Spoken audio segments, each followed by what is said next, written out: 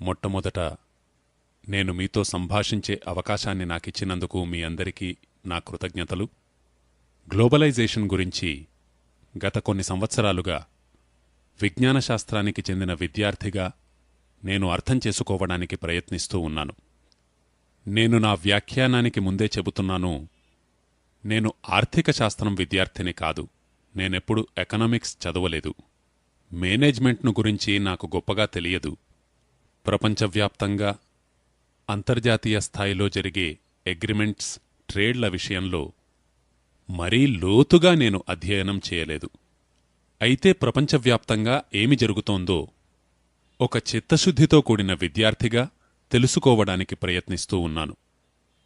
గత కొన్ని సంవత్సరాలుగా ఈ గ్లోబలైజేషన్, లిబరలైజేషన్, ప్రైవేటైజేషన్ వగైరా వగైరా మాటలు వినపడుతూ ఉన్నాయి. కేవలం మన దేశంలోనే కాదు, ప్రపంచవ్యాప్తంగా అనేక దేశాలలో, దక్షిణ అమెరికా దేశాలలో కూడా ఈ గ్లోబలైజేషన్, మార్కెటైజేషన్, లిబరలైజేషన్, ప్రైవేటైజేషన్ వంటి మాటలు వినపడుతూ ఉన్నాయి. ఐరోపా ఖండంలోని దేశాలలో కూడా కొన్ని దేశాలలో ఈ మాటలు వినిపిస్తూ ఉంటాయి. ముఖ్యంగా పోర్చుగల్ వంటి బీద దేశాలలో, దక్షిణ ప్రాచ్య దేశాలలో కూడా ఇవే అంశాలను గురించి చర్చిస్తూ ఉంటారు.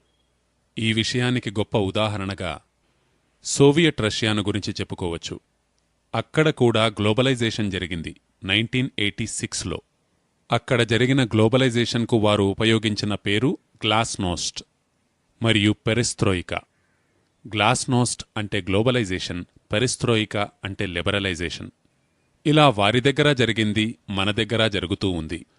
మరి ప్రపంచంలోని ఇతర దేశాలలో ఏం జరిగింది, మన దగ్గర ఏం జరుగుతోంది అన్న అంశాలపై మీతో కొన్ని భావాలు పంచుకోవడానికి ప్రయత్నిస్తాను. లాటిన్ అమెరికాకు చెందిన దేశాలలో మనకంటే 20 సంవత్సరాలకు ముందే గ్లోబలైజేషన్ ప్రారంభమైంది. 1970 ప్రాంతాల్లో లాటిన్ అమెరికా దేశాలలో గ్లోబలైజేషన్ ప్రారంభమైంది. 1980 ప్రాంతాల్లో అది చాలా ఉద్ధృత రూపం దాల్చింది. ఈ గ్లోబలైజేషన్ యొక్క ప్యాకేజ్ ఏదైతే ఉందో, ఇది ఒక రకమైన ప్రిస్క్రిప్షన్. దీనిని అక్కడి ప్రభుత్వాలు తమ ఇంట్యూషన్తో తయారుచేసి ఉంటే పరిస్థితి మరో విధంగా ఉండేది. నిజానికి ఈ మొత్తం ప్యాకేజ్ అంతా డిక్టేటెడ్. ఈ గ్లోబలైజేషన్ మరియు లిబరలైజేషన్ల విషయంలో వరల్డ్ బ్యాంక్ మరియు ఐఎంఎఫ్లకు చెందిన కొందరు వ్యక్తులుంటారు. అక్కడ ఒక విధమైన లాబీ ఉంది. అక్కడ ఆర్థిక తత్వవేత్తలకు చెందిన ఒక స్కూల్, ఒక భావజాలం ఉంది. అక్కడి నుంచి వ్యక్తమైనవివి. అక్కడ కొన్ని ప్రత్యేకమైన అభిప్రాయాలుంటాయి. మీరు ఎప్పుడు గ్లోబలైజేషన్ చేసినట్లు, ఏ విధంగా ఉంటే మీరింకా గ్లోబలైజ్డ్ కానట్లు. ఒక్కోసారి నాలో నాకే నవ్వొస్తూ ఉంటుంది. మనం బహుశా 91కు ముందు గ్లోబల్ కాదు, 91 తరువాత గ్లోబల్ అయ్యాం. గ్లోబల్ ఎలా అయ్యాం? మనము మన కరెన్సీని డివాల్యుయేషన్ చేశాం. మన్మోహన్ సింగ్ గారు వచ్చారు. ఆయనన్నారు, గ్లోబలైజేషన్ కోసం భారతదేశం యొక్క కరెన్సీని డివాల్యుయేషన్ చేయడం ఎంతో అవసరం. ఒకరోజు ఈ అభిప్రాయాన్ని చెప్పారు. తరువాతి రోజే పత్రికల్లో ఇలా చేయబోవడం లేదు అని చెప్పారు. మూడవ రోజే చేసేశారు.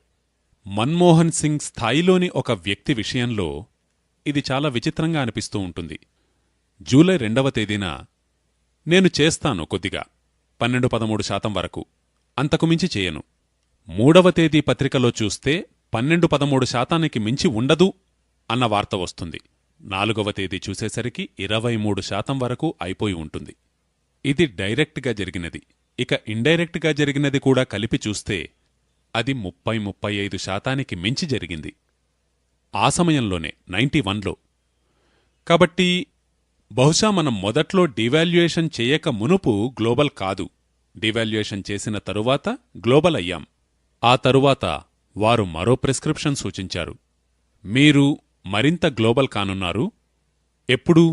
ముందుగా మీరు మీ ఇంపోర్ట్ డ్యూటీలను తీసివేయాలి. అలా ఇంపోర్ట్ డ్యూటీలను ఎత్తివేశారు. ఇక మరింత గ్లోబల్ అయినట్టుగా భావించారు. ఇక వారు సూచించిన 3వ అంశమేమిటంటే, మీ యొక్క సోషల్ ఎక్స్పెండిచర్ను క్రమక్రమంగా తగ్గిస్తూ పోండి. ప్రభుత్వము సామాజిక వ్యయాన్ని గురించి ఖర్చు చేయవలసిన అవసరం ఉండదు. ఎడ్యుకేషన్పై మీ ఖర్చును తగ్గించండి, హెల్త్పై మీ ఖర్చును తగ్గించండి, హైజీన్ గురించి మీరు ఎక్కువగా ఖర్చు చేయవలసిన అవసరం లేదు, శానిటేషన్పై మీ ఖర్చును తగ్గించండి. ఇటువంటివన్నీ తగ్గుతూ పోవడంతో మనం మరింత గ్లోబలైజ్ అయినట్లుగా విశ్వసిస్తూ వచ్చాం. తరువాత ఒకరోజు ఏం జరిగిందంటే, నేను మన్మోహన్ సింగ్ గారి లెక్చర్ విన్నాను. ఆయనన్నారు, మనం మరింత గ్లోబలైజ్ కావడానికి గాను ఫారిన్ ఫైనాన్షియల్ ఇన్స్టిట్యూషన్స్ను భారతదేశంలోకి నిరాటంకంగా స్వాగతించవలసి ఉంటుంది. అవి రానంతవరకు మన దేశంలో గ్లోబలైజేషన్ ప్రక్రియ పూర్తయినట్లు కాదు అన్నారు. అది కూడా మనం చేశాం. దానితో విదేశీ పెట్టుబడిదారులకు భారతదేశం తలుపులు తెరుచుకుంది. షేర్ మార్కెట్కు ద్వారం తెరుచుకుంది. ఇలా మనం మరింత గ్లోబలైజ్ అయినట్లుగా భావిస్తూ వచ్చాం. ఇలా జరిగి ఈరోజు 1997లో ఈ స్థితిలో ఉన్నాం. ఇంతకీ ఆబ్జెక్టివ్గా జరిగిందేమిటో ఒకసారి పరిశీలించి చూద్దాం. గత 5-6 సంవత్సరాలలో మన దేశంలో ఎటువంటి మార్పులు సంభవించాయి అన్నదానిని గురించి మన ప్రభుత్వం ఏం చెబుతోందో దానిని నేను మీతో షేర్ చేసుకుంటాను. నేను పార్లమెంటులో కొన్ని ప్రశ్నలు వేయించాను, లోక్సభలో, ఈ గ్లోబలైజేషన్కు సంబంధించి. గ్లోబలైజేషన్ను సమర్థిస్తూ కొన్ని హేతువులున్నాయి. ఉదాహరణకు మొదటి హేతువేమిటంటే, మనకు పెట్టుబడి చాలా అవసరం, భారతదేశంలో పెట్టుబడులు చాలా తక్కువగా ఉన్నాయి, కనుక విదేశీ పెట్టుబడులు రానంతవరకు, ఫారిన్ క్యాపిటల్ రానంతవరకు, ఫారిన్ ఇన్వెస్ట్మెంట్ జరుగనంతవరకు, ఎఫ్డిఐ రానంతవరకు ఈ దేశానికి మేలు జరిగే అవకాశమే లేదు. ఇది పెట్టుబడులకు సంబంధించి. ఇక వారు చెప్పే రెండవ విషయమేమిటంటే, మన దేశంలో టెక్నాలజీ బాగా వెనుకబడి ఉంది. కాబట్టి టెక్నాలజీ మనకు రావాలంటే ఎఫ్డిఐకి మీరు తలుపులు తెరవాలి. ఫారిన్ ఇన్వెస్ట్మెంట్ వచ్చినప్పుడే మన దేశంలో టెక్నాలజీ అభివృద్ధి చెందుతుంది. ఇక వారు చెప్పే మూడవ విషయం, మన దేశంలో ఎగుమతులు బాగా తక్కువగా ఉన్నాయి, మల్టీనేషనల్స్ రానంతవరకు మన ఎగుమతులు పెరిగే అవకాశమే లేదు, కాబట్టి వారిక్కడ విచ్చలవిడిగా ఆడుకునే విధంగా మీరు వారికి అనుమతివ్వాలి. వారిపై ఎటువంటి నిర్బంధమూ ఉండకూడదు. నాలుగవ కారణం, మన దేశంలో ఉద్యోగావకాశాలు బాగా తక్కువగా ఉన్నాయి, కాబట్టి విదేశీ కంపెనీలు వస్తే, ఫారిన్ కంపెనీస్ వస్తే మన దగ్గర ఎంప్లాయ్మెంట్ పెరుగుతుంది. ఇంకా ఇటువంటివే మరో 2-3 హేతువులున్నాయి. మన ఎకానమీ సస్టైనబుల్గా తయారవుతుంది, వగైరా వగైరా. ఇవే హేతువులను గత 5-6 ఏళ్లుగా నేను ఆబ్జెక్టివ్గా ఫాలో చేస్తూ ఉన్నాను. ఉదాహరణకు, నేను లోక్సభలో ఒక ఎంపీ ద్వారా ఒక ప్రశ్నను అడిగించాను. మీరు ప్రభుత్వాన్ని అడగండి, 91 తరువాత, గ్లోబలైజేషన్ తరువాత జూన్ 97 వరకు భారతదేశానికి ఎంత ఫారిన్ ఇన్వెస్ట్మెంట్ వచ్చింది? దీనికి ప్రభుత్వం ఏం సమాధానం చెప్పిందంటే, పార్లమెంట్లో, మేము ఫారిన్ ఇన్వెస్ట్మెంట్కి సంబంధించి సైన్ చేసిన ఎంఓయూస్, ప్రపోజల్స్ ఏవైతే సైన్ చేశామో, ప్రభుత్వం ఏర్పాటు చేసిన ఫారిన్ ఇన్వెస్ట్మెంట్ ప్రమోషన్ బోర్డ్ ద్వారా ఏ ప్రపోజల్స్ సైన్ అయ్యాయో, మెమొరాండమ్ ఆఫ్ అండర్స్టాండింగ్స్ జరిగాయో, అవి దాదాపు 94,000 కోట్ల విలువగలిగినవి. ఇలా సమాధానమొచ్చింది. నేనన్నాను, ఇది పూర్తిగా తప్పుత్రోవ పట్టించేది. మీరు ఎవర్ని వెర్రివాళ్లను చేయాలని చూస్తున్నారు? 94,000 కోట్ల రూపాయల ఎంఓయూస్ సైన్ అయ్యాయి అని నమ్మించి మీరు ఎంపీలను మూర్ఖులను చేయవచ్చు. నేను తిరిగి రెండవ ప్రశ్న వేయించాను. ఆ ఎంపీతో చెప్పాను, ఇవి వాస్తవాలు కాదు, ఇవి సరియైన సమాధానాలు కాదు, వారు అబద్ధాలు చెబుతున్నారు. నిజానికి యాక్చువల్ ఇన్ఫ్లో ఎంత అని మీరు వారిని అడగండి. 94,000 కోట్లకు సంబంధించి ఎంఓయూలు సైన్ చేశామని చెబుతున్నారు. ఇంతకీ వాస్తవంగా ఎంత వచ్చింది? మన దేశంలోకి నిజంగా వచ్చిన ఇన్ఫ్లో ఎంత? ఇలా ప్రశ్నను మరింత స్పెసిఫిక్గా అడిగేసరికి వారు భయపడిపోయారు, సమాధానమివ్వట్లేదు. వాయిదా వేస్తూ వచ్చారు. వాయిదా వేస్తూ పోతూ ఉంటే వీరిలా సమాధానం చెప్పరు అని నాకనిపించింది. దానితో ఎన్నో పార్టీలకు సంబంధించిన ఎంపీలను ఇదే ప్రశ్నను అడగవలసినదిగా కోరాను. 91 నుంచి 97 వరకు యాక్చువల్ ఇన్ఫ్లో ఎంత? మొత్తానికి అతి కష్టం మీద మన ఆర్థిక మంత్రి పార్లమెంటులో జవాబిప్పించారు. వారిచ్చిన జవాబేమిటంటే, యాక్చువల్ ఇన్ఫ్లో దాదాపుగా 19,700 కోట్లు మాత్రమే. అంటే 94,000 కోట్లకు సంబంధించిన ఎంఓయూస్ సైన్ అయ్యాయి, ప్రపోజల్స్ సంతకం చేయబడ్డాయి. కానీ వచ్చిన పెట్టుబడి ఎంత? అతి కష్టం మీద 20,000 కోట్ల పెట్టుబడి మాత్రం వచ్చింది. అది డాలర్లు కాదు, నేను రూపాయల్లో చెప్తున్నాను. ఇది నా సమాధానం కాదు, పార్లమెంటులో ఫైనాన్స్ మినిస్టర్ ఇచ్చిన సమాధానం. ఈ పెట్టుబడి రావడానికి పట్టిన సమయమెంత? 1991 నుంచి 1997 వరకు, అంటే 6 ఏళ్లలో ఇంత హడావుడి చేసిన తరువాత 20,000 కోట్ల రూపాయలు మాత్రం వచ్చింది. ఇంతకీ ఈ 20,000 కోట్లు వచ్చింది కదా, ఇది ఏమిటి? యాక్చువల్గా ఇది ఫైనాన్షియల్ క్యాపిటల్. ఫినాన్షియల్ క్యాపిటల్ ఎప్పుడూ ఏ దేశంలోనూ ప్రొడక్టివిటీని పెంచదు. ఫినాన్షియల్ క్యాపిటల్తో ఎప్పుడూ ఏ దేశంలోనూ కర్మాగారాలు నిర్మించబడవు. ఫినాన్షియల్ క్యాపిటల్తో ఎప్పుడూ ఏ దేశంలోనూ ఉత్పాదకత పెరుగదు. ఫినాన్షియల్ క్యాపిటల్తో ఎప్పుడూ ఎంప్లాయ్మెంట్ జనరేట్ కాదు. ఫినాన్షియల్ క్యాపిటల్తో ఎప్పుడూ ఎకానమీపై ఏ ప్రభావమూ పడదు. ఫినాన్షియల్ క్యాపిటల్ వచ్చేది షేర్ మార్కెట్లో షేర్ల విలువ పెంచుకోవడానికి. కాబట్టి ఈ 6 ఏళ్లలో ఏ 20 కోట్ల రూపాయలు వచ్చిందో అందులో అత్యధిక భాగం ఫైనాన్షియల్ లేదా ఫినాన్షియల్ క్యాపిటల్ మాత్రమే. ఈ ఫినాన్షియల్ క్యాపిటల్ ఈరోజు మీ మార్కెట్లో ఉండవచ్చు, రేపు సింగపూర్కి వెళ్లవచ్చు, ఎల్లుండి న్యూయార్క్ వెళ్లవచ్చు, మరో రోజు తరువాత టోక్యో వెళ్లవచ్చు. అంటే వారికెక్కడ బుద్ధి పుడితే అక్కడికి పోతుంది. అది మీ దేశంలోనే ఉంటుంది అన్న గ్యారంటీ లేదు. మరోవైపు నేను చూసినదేమిటంటే, ఈ దేశంలో 20,000 కోట్ల రూపాయల పెట్టుబడి ఇంత హడావుడి చేసిన తరువాత, ఇంత డబ్బా కొట్టుకున్న తరువాత, ఇన్ని క్లీషేస్ ఉపయోగించిన తరువాత 1991 నుంచి 97 మధ్యకాలంలో వచ్చినది. ఇంతకీ మన దేశంలో మూలధనం పరిస్థితి ఏమిటి? నేనిక్కడ నా మాటలు చెప్పడం లేదు. భారతదేశపు మాజీ ఆర్థిక మంత్రి మన్మోహన్ సింగ్ గారు చెప్పిన మాటల్ని నేనిక్కడ ఉదహరిస్తున్నాను. ఆయనొకసారి పార్లమెంటులో చెప్పారు, భారతదేశంలో డొమెస్టిక్ సేవింగ్స్ యొక్క రేట్ జీడీపీలో 24% ఉంది. అంటే ఒక సంవత్సరానికి సంబంధించి మన జీడీపీ దాదాపు 8 లక్షల కోట్ల రూపాయల విలువైనది. అందులో 24% మన డొమెస్టిక్ సేవింగ్స్ ప్రతి సంవత్సరం. అంటే ఎంతవుతుంది? దాదాపు 2 లక్షల కోట్ల రూపాయలవుతుంది. కాబట్టి 2 లక్షల కోట్లు మన డొమెస్టిక్ సేవింగ్స్ సంవత్సరానికి. ఇవి నా మాటలు కాదు, మన్మోహన్ సింగ్ మాటలు. ఏ దేశంలో అయితే సంవత్సరానికి 2 లక్షల కోట్ల రూపాయలు ఆదా చేయబడుతున్నాయో అటువంటి దేశం విదేశీ పెట్టుబడుల కోసం ఆరాటపడడం ఎందుకో అర్థం కాదు. ఆ 2 లక్షల కోట్లలో వచ్చిన 20,000 కోట్లు ఎంత శాతం, ఎంత పర్సెంట్ అవుతుంది? అంటే మనం ప్రతి సంవత్సరం ఈ దేశంలో 2 లక్షల కోట్ల రూపాయలు జనరేట్ చేస్తున్నాం డొమెస్టిక్ సేవింగ్స్ రూపంలో. మరోవైపు 6 ఏళ్లలో మనకు వచ్చిన పెట్టుబడి కేవలం 20,000 కోట్ల రూపాయలు. మనం ఢంకా వాయించుకుంటూ చెప్పుకుంటున్నాం, ఈ దేశంలో గ్లోబలైజేషన్ జరిగింది, లిబరలైజేషన్ జరిగింది అంటూ. ఎవర్ని పిచ్చి వాళ్ళం చేస్తున్నారు? దీనితో పాటు మరోవైపు కూడా పరిశీలించి చూస్తే, ఇప్పుడు మీకు 20,000 కోట్లు వచ్చింది కదా, మన దేశం నుంచి వెళ్ళినదెంత?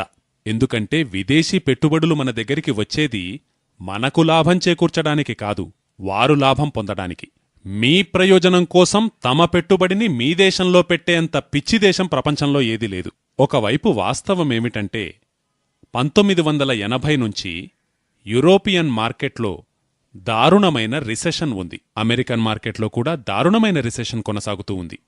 నాకున్న అర్థశాస్త్ర పరిజ్ఞానాన్ని బట్టి ఎక్కడెక్కడ రిసెషన్ కొనసాగుతూ ఉంటుందో వారికి మొట్టమొదటగా రిసెషన్ని దూరం చేసుకోవడానికి గాను పెట్టుబడుల అవసరం ఉంటుంది. మరి ఐరోపా మార్కెట్లో 1980 నుంచి రిసెషన్ కొనసాగుతూ ఉంటే, అమెరికా మార్కెట్లో 1980 నుంచి రిసెషన్ కొనసాగుతూ ఉంటే, నిజానికి వారికి పెట్టుబడుల అవసరం ఉంది. తమ రిసెషన్ను దూరం చేసుకోవడానికే వారికి పెట్టుబడులు అవసరమైన స్థితిలో ఇక మీ దగ్గర ఇన్వెస్ట్ చేయడానికి వారికి ఏం పెట్టుబడి మిగులుతుంది? ఇది ప్రధానంగా ఆలోచించవలసిన విషయం. వాళ్ల మార్కెట్లో ఎటువంటి రిసెషన్ లేకుండా, మాంద్యానికి సంబంధించిన పరిస్థితులేవీ లేకుండా ఉండి ఉంటే, అటువంటి పరిస్థితుల్లో వారు పెట్టుబడి గురించి మాట్లాడితే అర్థం చేసుకోవచ్చు. ఒక ప్రక్క తమ మార్కెట్లలో రిసెషన్ కొనసాగుతూ ఉంటే, ఇక మీ గురించి వారు పెట్టుబడులెక్కడి నుంచి తీసుకువస్తారు? వారి దగ్గర పెట్టుబడులే లేవు. వారి దగ్గర పెట్టుబడులే ఉండి ఉంటే వారు మొదట తమ రిసెషన్ను దూరం చేసుకునేవారు.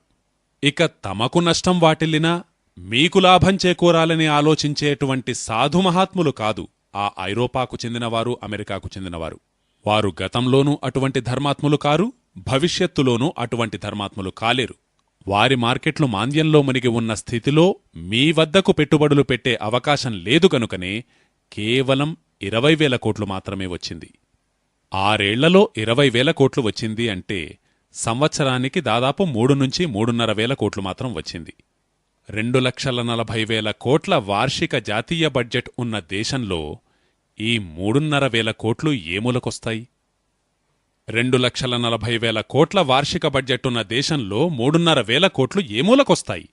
కనుక వాస్తవమేమిటంటే గ్లోబలైజేషన్ పేరుతో మన దేశానికి ఎటువంటి పెట్టుబడి రావడం లేదు. సరే, వచ్చినదనుకున్నా పోతున్నదెంత? ఈ ప్రశ్నను నేను లోక్సభలో అడిగించాను. 91 నుంచి 97 వరకు 20,000 కోట్ల ఎఫ్డీఐ వచ్చింది కదా. అదే సమయంలో 91 నుంచి 97 మధ్యలో భారతదేశం నుంచి బయటికి వెళ్లినది కూడా ఉంది కదా. మరి అది ఎంత?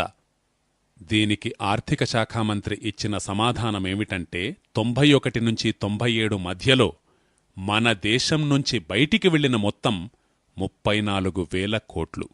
అంటే 20,000 కోట్లు వచ్చింది, 34,000 కోట్లు వెళ్ళింది. ఇప్పుడింతకీ ఎవరు ఎవరికి పెట్టుబడినిస్తున్నట్లు? వారు మనకు పెట్టుబడినిస్తున్నారా, మనం వారికి పెట్టుబడినిస్తున్నామా? పైగా ఎల్లప్పుడూ ప్రపంచంలో ఫస్ట్ వరల్డ్ కంట్రీస్ ఏవైతే ఉన్నాయో, డెవలప్డ్ కంట్రీస్గా తమను తాము పిలుచుకునే దేశాలేవైతే ఉన్నాయో, నిజానికి నా ఉద్దేశంలో అవి డెవలప్డ్ అని నేను అంగీకరించను.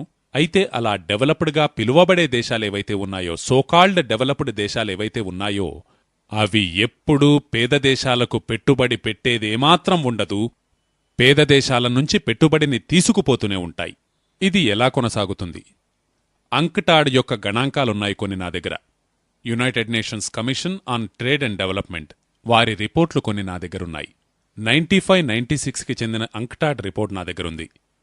అది లేటెస్ట్దైతే కాదు, అయితే ఆ తర్వాతది నా దగ్గరకు రాలేదు కనుక లేటెస్ట్ వివరాలు నేను చెప్పట్లేదు. 95-96కి చెందిన అంక్టాడ్ యొక్క రిపోర్ట్లో ప్రపంచంలో ధనిక దేశాల నుంచి పేద దేశాలకు ఎంత మూలధనం వెళ్ళింది, పేద దేశాల నుంచి ధనిక దేశాలకు ఎంత ధనం వచ్చింది అన్న వివరాలు తెలియజేయబడ్డాయి. సరే, పేద దేశాల నుంచి ఐరోపా దేశాలకు, అమెరికాకు ఎంత ధనం వెళ్ళింది అన్న విషయం తరువాత చూద్దాం. మొదట ఈ దేశాల నుంచి పేద దేశాలకు ఎంత వెళ్ళిందో చూద్దాం.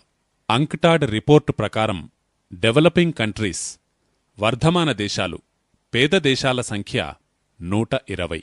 ఈ 120 దేశాలకు ఒక సంవత్సరంలో వచ్చిన ధనం $500 బిలియన్. ఏ రూపంలో వచ్చింది? ఫారిన్ డైరెక్ట్ ఇన్వెస్ట్మెంట్ రూపంలో, ఫారిన్ లోన్ రూపంలో, ఫారిన్ ఎయిడ్ రూపంలో. విదేశీ పెట్టుబడి, విదేశీ రుణం, విదేశీ సహకారం, ఈ 3 రూపాల్లో వచ్చింది. ఈ మూడింటి రూపేణా పేద దేశాలకు ఒక సంవత్సరంలో వచ్చిన మొత్తం $500 బిలియన్. మరి అదే సమయంలో, అదే సంవత్సర కాలంలో ఈ దేశాల నుంచి అమెరికా మరియు ఐరోపా దేశాలకు వెళ్లిన మొత్తం ఎంతంటే $725 బిలియన్.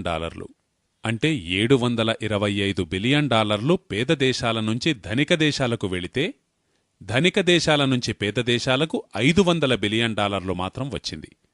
ఇప్పుడు ఎవరు ఎవరికి ధనాన్నిస్తున్నట్లు? ఎంత పై స్థాయిలో, ఎంత పెద్ద మోసం జరుగుతోందో చూడండి ప్రపంచంలో. ధనిక దేశాలెప్పుడూ పేద దేశాలలో పెట్టుబడి పెట్టవు. పెట్టుబడి ఎప్పుడూ పేద దేశాల నుంచే ధనిక దేశాలకు వెళుతూ ఉంటుంది. సౌత్ సౌత్ కమిషన్ అని ఒకటుంది. డాక్టర్ మన్మోహన్ సింగ్ ఆ సౌత్ సౌత్ కమిషన్కు సెక్రటరీ జనరల్గా వ్యవహరించేవారు. 1986 నుంచి 1989 వరకు వారు సౌత్ సౌత్ కమిషన్కు సెక్రటరీ జనరల్గా బాధ్యతలు నిర్వర్తించారు.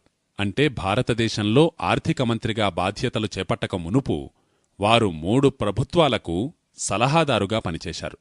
భారతీయ రిజర్వ్ బ్యాంకుకు గవర్నర్గా బాధ్యతలు నిర్వర్తించారు.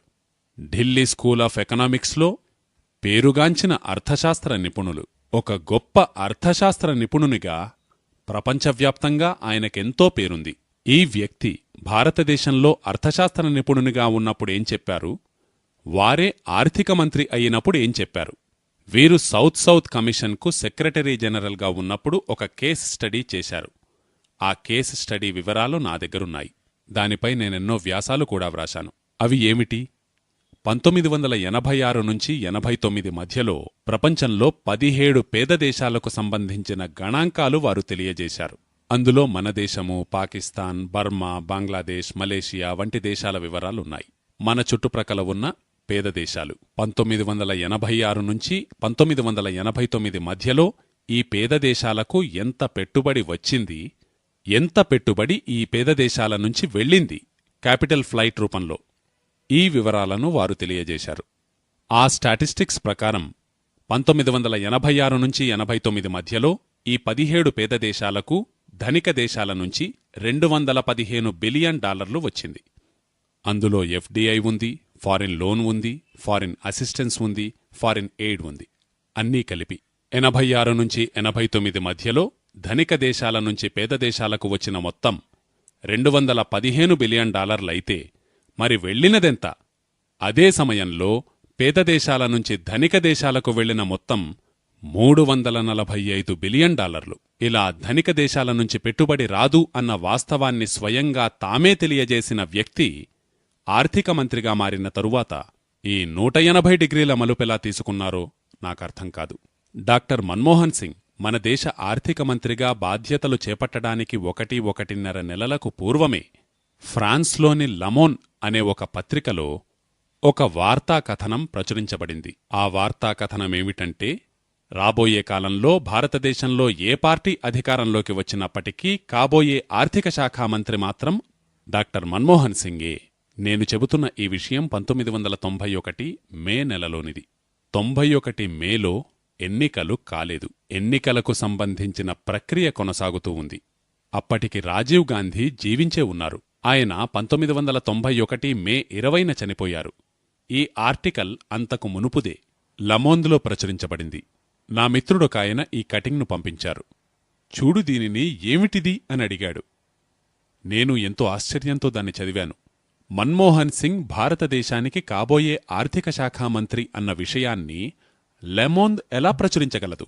అందులో ఫ్రెంచ్ భాషలో ఉన్నటువంటి పదాలను నేను మీకు మన భాషలోకి అనువదించి చెబుతున్నాను. అందులో విశ్వసనీయ వర్గాల ప్రకారం భారతదేశానికి కాబోయే ఆర్థిక శాఖా మంత్రి డాక్టర్ మన్మోహన్ సింగ్, ఏ పార్టీ అధికారంలోకి వచ్చినప్పటికీ అని వ్రాసి ఉంది. నేను ఇక్కడ దానిని ఎంతోమందికి చూపించినప్పుడు అందరూ దానినొక అభూతకల్పనగా, ఒక అపోహగా కొట్టిపారేశారు. బ్రిటన్లో ఎన్నో టాబ్లాయిడ్స్లో ఇటువంటి వార్తలు ప్రచురిస్తూ ఉంటారు, అలాగే ఫ్రాన్స్లో కూడా ఈ గాలివార్తనిలా ప్రచురించి ఉంటారు అన్నారు వారు. అయితే తరువాత డాక్టర్ మన్మోహన్ సింగ్ ఆర్థిక శాఖామంత్రిగా ప్రమాణస్వీకారం చేస్తూ ఉంటే నేనెంతో సంభ్రమానికి లోనయ్యాను. ఇది ఎలా సాధ్యం? నా పరిచయస్థులొకాయన వరల్డ్ బ్యాంక్లో పనిచేస్తారు. ఆయన పేరును నేను ఉదహరించదలుచుకోలేదు. ఆయన అలహాబాద్కు చెందినవారు. నేను ఆయనకు ఉత్తరం వ్రాశాను ఈ విషయాన్ని గురించి. ఆయన నాకు జవాబిచ్చారు, అసలు విషయం నీకు తెలియదు. భారతదేశానికి డాక్టర్ మన్మోహన్ సింగ్ను ఆర్థిక శాఖామంత్రిని చేయాలని వరల్డ్ బ్యాంక్ ఎప్పుడో నిర్ణయించింది. ఇంతకీ వరల్డ్ బ్యాంక్తో మన్మోహన్ సింగ్కు ఏమిటి సంబంధం అని నేనడిగాను. ఆయన చెప్పిన విషయమేమిటంటే, మన్మోహన్ సింగ్ వరల్డ్ బ్యాంకు 10 సంవత్సరాల పాటు తమ సేవలందించారు. ఆ విధంగా ఆయన వరల్డ్ బ్యాంకు రుణగ్రస్తుడయ్యాడు గనుక ఆయనకు ఆ రుణం తీర్చుకునే అవకాశాన్నివ్వడానికే వరల్డ్ బ్యాంక్ ఆయనను ఆర్థిక శాఖామంత్రిని చేస్తోంది. ఆయన ఆర్థిక శాఖామంత్రిగా కాకుండా ఆపగలిగే శక్తి మీలో ఎవ్వరికీ లేదు. మన దేశం యొక్క రాజకీయ సార్వభౌమత్వం ఎక్కడికి పోయిందా అనిపించింది నాకు. మన దేశానికి కాబోయే ఆర్థిక శాఖామంత్రి ఎవరన్న విషయాన్ని మన పార్లమెంట్ నిర్ణయించడం లేదు, వరల్డ్ బ్యాంక్ నిర్ణయిస్తోంది, ఐఎంఎఫ్ నిర్ణయిస్తోంది. మరి వరల్డ్ బ్యాంక్ ఎందుకు నిర్ణయిస్తోంది, ఐఎంఎఫ్ ఎందుకు నిర్ణయిస్తోంది అంటే, ఆ వరల్డ్ బ్యాంక్ గాని ఐఎంఎఫ్ కాని తమ కొన్ని నిబంధనలను మన దేశంలో అమలు చేయించవలసి ఉంది. అందుకుగాను ఆ స్థానంలో తమ మనిషి ఉండాలి. అందుకే వాళ్లా పదవిలో తమ మనిషి నుంచుతున్నారు. తరువాత కాలంలో వారు ఆర్థిక శాఖామంత్రిగా బాధ్యతలు చేపట్టిన తరువాత తమ పూర్తి పదవీకాలంలో వారు కేవలం ₹1.25 మాత్రమే టోకన్ మనీని జీతంగా స్వీకరిస్తూ ఉండేవారు. మరి ఈయనకు తక్కిన ధనమంతా ఎక్కడనుంచి వస్తోంది అన్న విషయం నాకర్థమయ్యేది కాదు. కనుక ఖచ్చితంగా వరల్డ్ బ్యాంక్ యొక్క పేరోల్పై పనిచేసే వ్యక్తి మన దేశంలో ఆర్థిక శాఖామంత్రిగా నియమింపబడ్డాడు. వరల్డ్ బ్యాంక్ యొక్క పేరోల్పై పనిచేసే వ్యక్తి ఆర్థిక శాఖామంత్రి అయితే ఇక వరల్డ్ బ్యాంక్ చెప్పినదే చేస్తాడు. ఏ వ్యక్తి ఆర్థిక శాఖామంత్రి అవ్వక మునుపు ఒక విషయాన్ని చెప్పి ఆర్థిక మంత్రి అయిన తరువాత దానికి పూర్తిగా విరుద్ధమైన విషయాన్ని చెబుతున్నాడో అటువంటి వ్యక్తిని నేను ఒక ఇంటలెక్చువల్ ప్రాస్టిట్యూట్గా తప్ప మరో విధంగా భావించలేను. నేను చాలా కటువుగా మాట్లాడినట్లు మీకనిపించవచ్చు. కాని ఇదే వాస్తవం. రిజర్వ్ బ్యాంక్ గవర్నరుగా, ముగ్గురు ప్రధానమంత్రులకు ఆర్థిక సలహాదారుగా ఉన్నప్పుడు చెప్పిన మాటలకు పూర్తి విరుద్ధంగా ప్రవర్తించారు డాక్టర్ మన్మోహన్ సింగ్ తానే ఆర్థిక శాఖా మంత్రి అయిన తరువాత. వారు ప్రవేశపెట్టిన ఈ విధానాల దుష్పరిణామాలను రాబోయే 20 ఏళ్ల వరకు భారతదేశం అనుభవించవలసి ఉంటుంది. మరి ఆ తరువాత ఒక పెద్ద డ్రామా జరిగింది. ఒకసారి డాక్టర్ మన్మోహన్ సింగ్ రాజీనామా చేశారు. బహుశా ఈ విషయం మీకు గుర్తుండే ఉంటుంది. మన్మోహన్ సింగ్ రాజీనామా విషయం బయటపెట్టగానే మొట్టమొదటి లేఖ వరల్డ్ బ్యాంక్ ప్రెసిడెంట్ నుంచి భారతదేశ ప్రధానమంత్రికి వచ్చింది. ఆయన రాజీనామాను మీరు ఆమోదించవద్దు అని. తదనుగుణంగానే ఆయన రాజీనామాను తిరస్కరించడం జరిగింది. కాంగ్రెస్ పార్టీలో మన్మోహన్ సింగ్కు తీవ్ర వ్యతిరేకత ఉన్నప్పటికీ ఆయన గ్లోబలైజేషన్ విధానాలు కాంగ్రెస్ పార్టీలో ఎంతోమందికి నచ్చనేలేదు. వారి లిబరలైజేషన్ కూడా వీరికి మింగుడుపడలేదు. వారందరూ ముక్తకంఠంతో ఆయనను ప్రశ్నించేవారు. మీ గ్లోబలైజేషన్ వల్ల ఒరిగినదేమిటి? ఆకాశాన్నంటిన ధరలను 3 నెలల్లో నేలపైకి తీసుకువస్తానని వాగ్దానాలు చేస్తూ ఉండేవాడాయన. వాస్తవానికి 3 నెలల్లో ధరలు 3 రెట్లు పెరిగాయి. దానితో కాంగ్రెస్ వారికి తమ ఓట్ బ్యాంక్ కోల్పోతామన్న భయం పట్టుకుంది. అందుకే అందరూ కలసికట్టుగా మన్మోహన్ సింగ్కు వ్యతిరేకంగా పోరాడారు. ఇక మన్మోహన్ సింగ్ రాజీనామా చేయక తప్పలేదు. అయితే వెనువెంటనే వరల్డ్ బ్యాంక్ నుంచి మన దేశానికి లేఖ వచ్చింది. మీరు ఆయన రాజీనామాను ఆమోదించకూడదు. అంతే, ఆయన రాజీనామా ఆమోదించబడలేదు. ఇదే డ్రామా కొన్ని రోజుల క్రితం చిదంబరం విషయంలోనూ జరిగింది. మీకు గుర్తుందా? చిదంబరం కూడా రాజీనామా చేస్తానని బెదిరించాడు. చిదంబరం రాజీనామా ఆలోచనకు సంబంధించిన వార్త రావడంతోటే వరల్డ్ బ్యాంక్ ప్రెసిడెంట్ నుంచి ప్రకటన వెలువడింది. చిదంబరం రాజీనామా చేసినట్లయితే ఇక గ్లోబలైజేషన్ పరిస్థితేమిటి? ఇక లిబరలైజేషన్ ఎలా జరుగుతుంది? అంటే వారు సూటిగా చెబుతున్నదేమిటంటే వరల్డ్ బ్యాంక్ యొక్క ఇంట్రెస్ట్ల మాటేమిటి? ఆ మాటను సూటిగా చెప్పవలసినది పోయి గ్లోబలైజేషన్ విషయమేమవుతుంది, లిబరలైజేషన్ విషయమేమవుతుంది అంటారు వారు. ఇవే మాటలు మన్మోహన్ సింగ్ విషయంలోనూ ఉపయోగించారు. ఇక వీరు ఎంత పెద్ద స్థాయిలోని ఇంటలెక్చువల్ ప్రాస్టిట్యూట్స్ అయి ఉన్నారో మీరు గుర్తించవచ్చు. చిదంబరమైతే మన్మోహన్ సింగ్ కంటే 2 అడుగులు ముందుకేశాడు. ఆయన లండన్ వెళ్లాడు. 96 అక్టోబర్లో జరిగినది చెబుతున్నాను నేను. 96 అక్టోబర్లో లండన్ వెళ్లి అక్కడ పాత్రికేయుల సమావేశం ఏర్పాటు చేశాడు. అక్కడ అతను ఇచ్చిన స్టేట్మెంట్ ఏమిటి? అక్కడ అతను ఏమి స్టేట్మెంట్ ఇచ్చాడంటే, ఈస్ట్ ఇండియా కంపెనీ మరియు ఆంగ్లేయులు 200 సంవత్సరాల పాటు భారతదేశాన్ని దోచుకోవడానికి వచ్చారు. నేను మీకు మళ్లీ ఆహ్వానం పలుకుతున్నాను. రాబోయే 200 ఏళ్లపాటు మీరు మమ్మల్ని తిరిగి దోచుకోవడానికి మా దేశానికి రండి. అందుకుగాను మీకు అమోఘమైన ప్రోత్సాహకాలుంటాయి. ఇతన్నేమనాలి?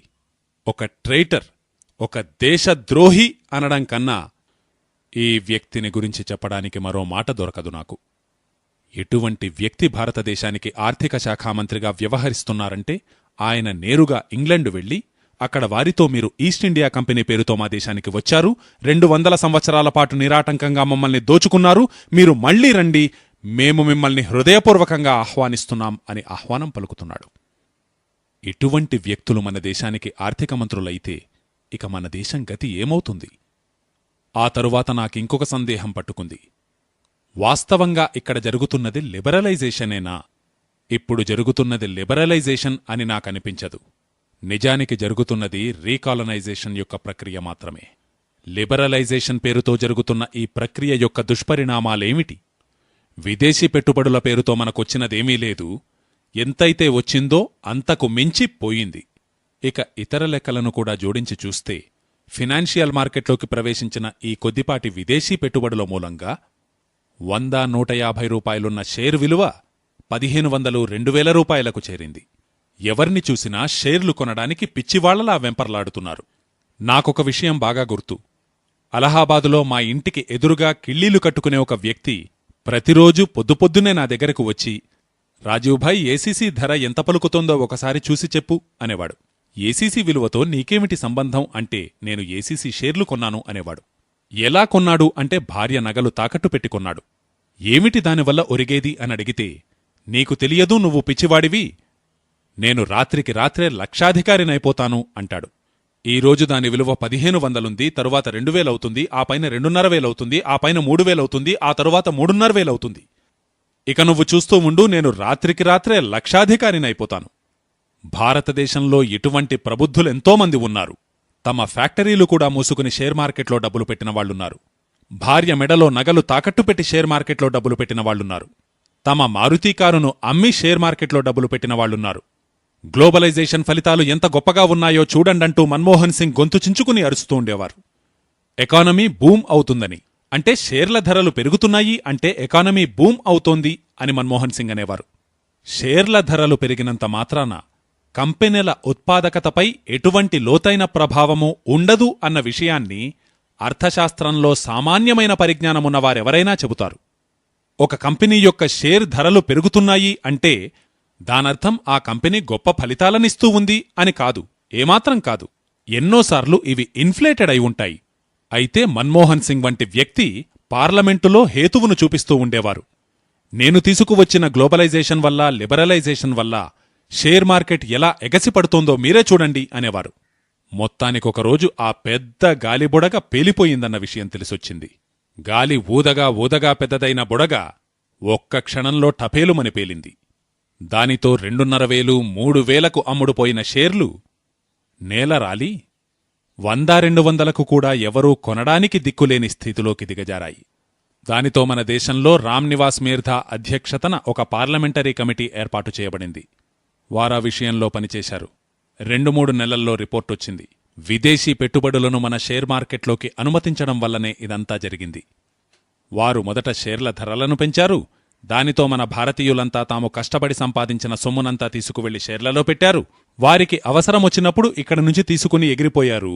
ఆకాశం నుంచి నేలపైకి చెతికెలబడ్డామని మనకప్పుడు అర్థమైంది. ఇవి కమిటీ తెలియజేసిన వాస్తవాలు, నేను చెబుతున్నవి కావు.